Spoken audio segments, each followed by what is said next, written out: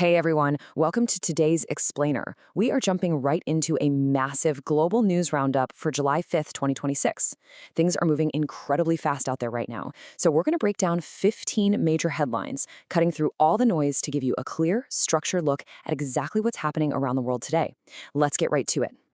Here's our roadmap for today. We'll be looking at Middle East geopolitical friction, World Cup fever and tech, global weather and transit, crypto losses and oil markets, and finally, future frontiers and policy.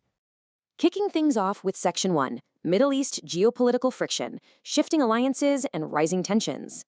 So right off the bat, we're seeing a massive clash over international waters, and honestly, this has huge implications for global supply chains. Defying Washington, Iran's ambassador to China just announced they intend to start charging mandatory service fees on commercial ships passing through the incredibly vital Strait of Hormuz. Tehran says, hey, we need this money to cover environmental and security maintenance. But here's the catch. Under UN-class rules, that's the UN Convention on the Law of the Sea, international law strictly forbids coastal states from slapping transit tolls on commercial ships. So yeah, it's a direct, literal collision between regional demands and international maritime law. And as you'd expect, the dominoes are falling fast. The White House is actively pressing European allies to step up and commit naval assets to protect those shipping lanes, making it a huge priority for the upcoming July 7th NATO summit in Ankara. Plus, there's a lot going on behind the scenes diplomatically. A quiet but intense U.S. pressure campaign led by Secretary of State Marco Rubio has actually led to at least 13 nations downsizing or entirely withdrawing their delegations from the state funeral of Iran's late supreme leader, Ayatollah Ali Khamenei.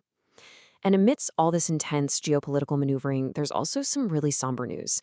The U.S. military has officially suspended its search and rescue efforts for a missing Navy sailor after a helicopter crash in the Arabian Sea last week. So how exactly is Iran responding to all this Western pressure? Well, during Khamenei's funeral, Iranian Foreign Minister Abbas Araghchi sent a very clear message directly to militant delegations. He stated that Tehran's regional axis of resistance backing remains entirely unchanged, completely irrespective of the fragile maritime MOU signed with Washington. Basically, MOU or not, their absolute support for groups like Hamas and Hezbollah isn't going anywhere. The lines are drawn, and they're digging in. Because things are moving so fast, other global powers that rely on regional stability are absolutely scrambling to keep up. Take India, for example. Their external affairs minister, S. Jaishankar, is literally on a plane right now kicking off a super pivotal six-nation tour. He's making high-priority stops in Qatar, Bahrain, Kuwait, Oman, Belgium, and the U.S., trying to navigate these wild, complex new realities following the U.S.-Iran ceasefire. It's a massive diplomatic sprint. Moving right along to Section 2, World Cup fever and tech, global competition and innovation. Okay, let's pivot to the pitch, because we've got some massive energy for the host nation. FIFA just handed U.S. Soccer a tremendous win by officially overturning the suspension of star striker Folarin Balogun. This is huge. It completely clears him to play in that highly anticipated matchup against Belgium in Seattle. Talk about a game changer for the U.S. offensive strategy right when it matters most. But if we pull back and look at the broader World Cup landscape, it is just a wild mix of overlapping storylines. We've got the hype in Seattle, but down in Mexico, the vibe is incredibly tense. The U.S. Embassy actually had to issue widespread security warnings because of massive, volatile crowds swarming Mexico City's Azteca Stadium and the fan fest for that intense Mexico-England elimination match.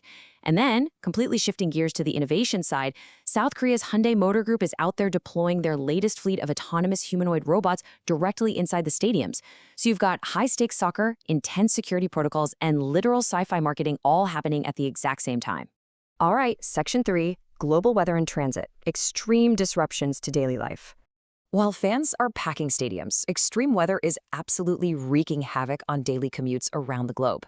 Up in the Northeast U.S., New York is bracing for severe thunderstorms and flash floods right on the heels of a suffocating 250th Independence Day heat wave. It's going to be a total mess for travelers.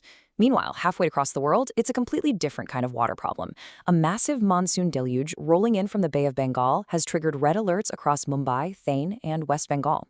It's so bad that India's Ministry of Railways literally had to hit the brakes and halt tunneling construction on their massive new bullet train project. Mother Nature is just not cooperating with human infrastructure today. Let's dive into Section 4, crypto losses and oil markets, economic shifts from retail to global output. $3.81 billion. I mean, just let that number sink in for a second. According to a blistering new report from the blockchain tracking firm Nansen, that staggering figure is the combined financial loss of nearly 1 million retail investors who were trading the Trump-backed meme coin. 1 million people, almost $4 billion gone. Now, looking purely at the blockchain analytics and recent financial disclosures, the contrast here is pretty stark. While retail investors took that massive collective hit, the filings show that the former president actually netted a multi-million-dollar payout from that exact same meme coin. I'm just reporting the data here, but it really highlights the massive divide and the wild realities of how money moves in these unregulated digital asset spaces. Over in traditional energy markets, we're seeing some shifts that might actually give your wallet a tiny bit of a break for those summer road trips.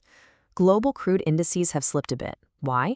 Well, OPEC Plus members have officially given the green light to slightly increase their production targets for the rest of the summer quarter. Basically, they're easing up on supply constraints, putting a little more oil out there, and that's why we're seeing global prices cool down just a bit. So we've covered a ton of ground today, from standoffs in the Strait of Hormuz to wild heat waves and billions evaporating in crypto. With all these immediate challenges piling up, you kind of have to take a step back and ask, where on earth are we heading next? Which brings us to our final section, Future Frontiers and Policy, setting the rules for tomorrow. Check out this incredibly aggressive timeline for getting humans to Mars. Newly appointed NASA Administrator Jared Isaacman was just on Face the Nation, and he is not messing around. Step 1, happening right now, is a heavy push for public-private space partnerships. Step 2 is using those partnerships over the next couple of years to fast-track the literal architecture needed for interplanetary travel. And Step 3, this is the crazy part. He is absolutely dead set on launching manned exploratory test flights toward Mars before the turn of the decade. We are literally talking about humans heading to Mars before 2030. Coming back down to Earth, NCAA President Charlie Baker is tackling a totally different kind of future planning. Sports betting is absolutely everywhere right now. And to fight off some rampant integrity scandals, Baker just announced major policy objectives to dramatically limit collegiate athlete prop betting. His goal is to safeguard college sports from illicit gambling markets and make sure the games stay fair as the industry just continues to explode.